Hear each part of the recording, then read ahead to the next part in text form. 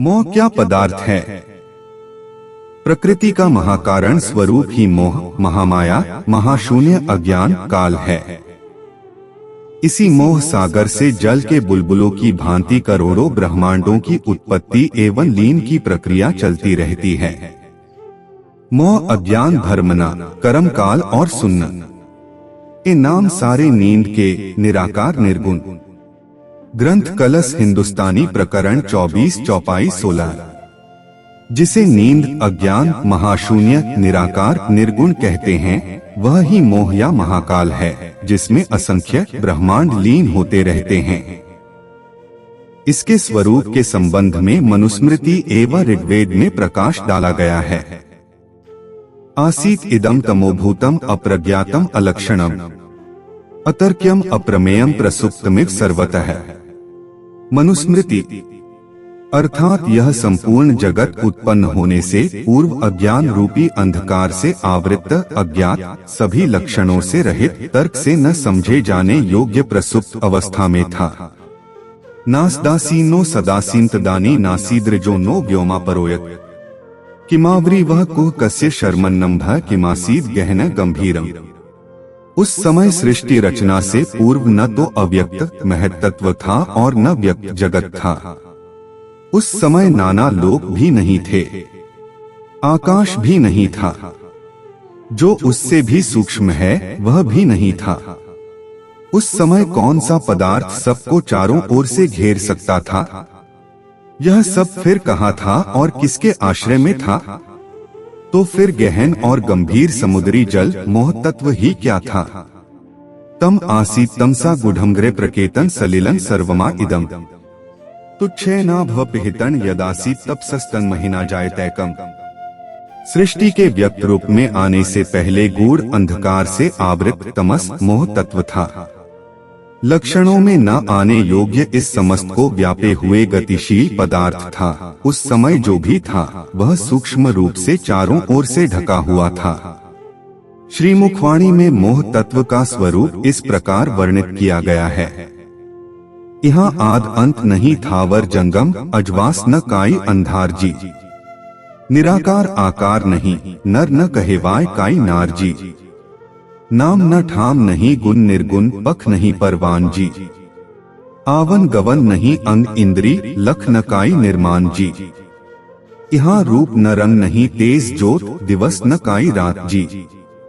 भो न अगिन नहीं जलवाए, न शब्द सोहा आकाश जी। यहाँ रस न धात नहीं कोई तत्व, गिनान नहीं बल गंध जी। फूल न फल नहीं मूल बिरिख, भंग न काई अभंग जी। ग्रंथ कीर्तन प्रकरण 69 चौपाई 2 से 5। सांसारिक प्राणियों के लिए स्वप्न की बुद्धि द्वारा मोह तत्व की स्पष्ट व्याख्या संभव नहीं है, इसलिए श्री मुखवाणी में कहा गया है, पेड़ काली किन देखी नहीं, सब छाया में रहे उलझाए। गम छाया की भी न पड़ी, तो पेड़ पार क्यों लखाए। ग्रंथ कलश हिंदुस्तानी। मोह हुआ किसको? मोह आदिनारायण को ही होगा, अक्षर ब्रह्मा को कदापि नहीं। एकोहम बहुह श्याम का संकल्प आदिनारायण का ही है, न कि अक्षर ब्रह्मा का। अक्षर ब्रह्मा अक्षरातीत के साक्षात सत अंग हैं। उन पर मोह से ग्रसित होने का प्रश्न ही नहीं है। श्रीमुखवाणी का कथन है कि स्वरूप एक है, लीला दोए। अक्षर ब्रह्मा के मोह से ग्रसित होने का तात्पर्य है अक्षरातीत का मोह से ग्रसित होना, जो त्रिकाल में असंभव है। यद्यपि व्रज में अक्षर की सुरता, चित्त वृत्ति पर जरूर मोह का प्रभाव था। ये दो खेले सुपन की बुध, किंतु यह लीला रूप में सुरता पर था। परमधाम में अक्षर ब्रह्मा का जो स्वरूप है, उस पर मोह सागर का कोई भी प्रभाव नहीं पड़ सकता। यदि अक्षर ब्रह्मा और ब्रह्म सृष्टि अपने आवेश स्वरूप से खेल में आए, तो उन पर कभी भी माया मोह का असर नहीं होगा। भगवान जी आए इत जागवे को तत्पर, हम उठसी भेले सबे, जब जासी हमारे घर। ग्रंथ कलश हिंदुस्तानी। अक्षर ब्रह्मा का मूल स्वरूप नित्य शुद्ध बुद्ध एवं जागृत है।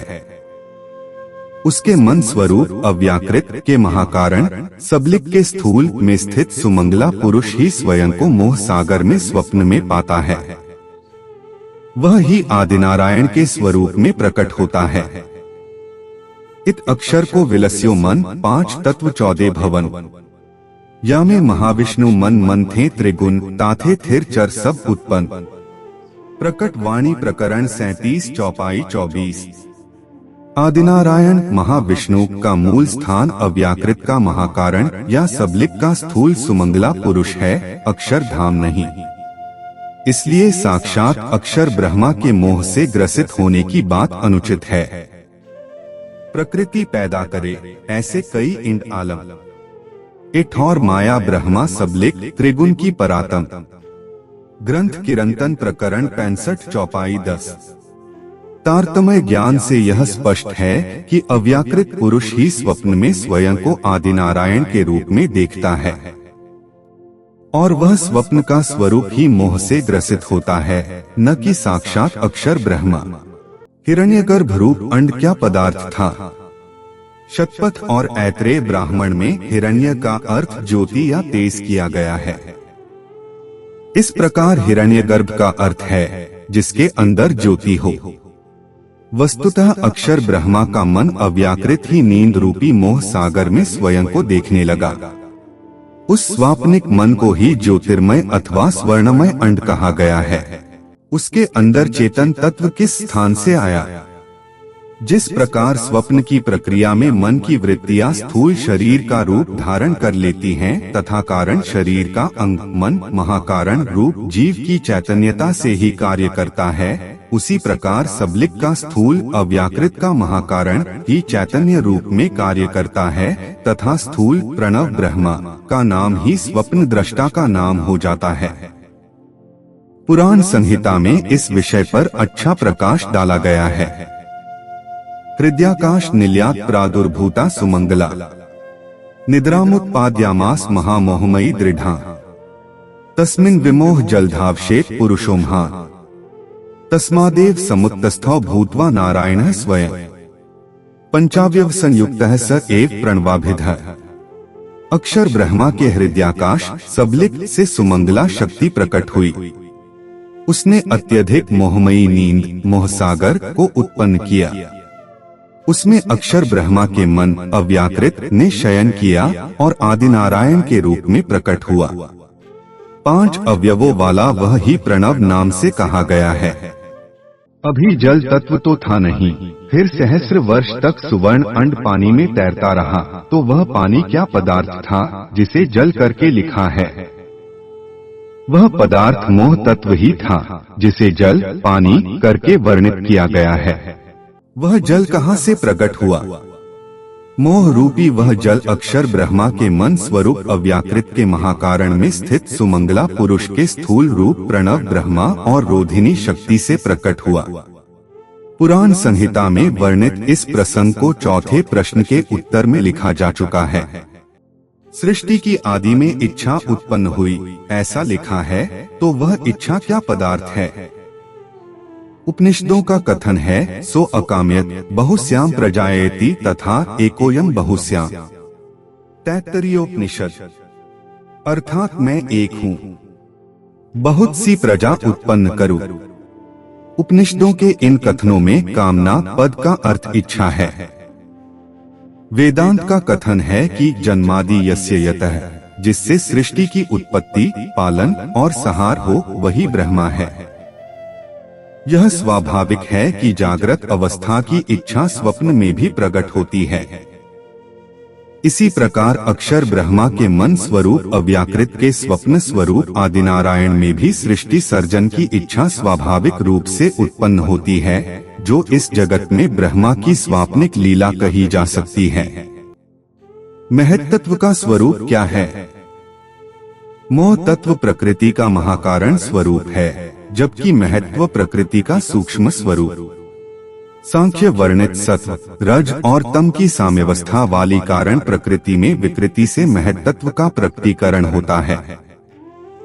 सांख्य का कथन है कि महदाख्य कार्य तत् मनः अर्थात मन बुद्धि आदि महत्त्व से ही प्रकट होते हैं। स्पष्ट है कि मन प्लस बुद्धि प्लस अहंकार जीव के कारण शरीर के अंतर्गत आते हैं।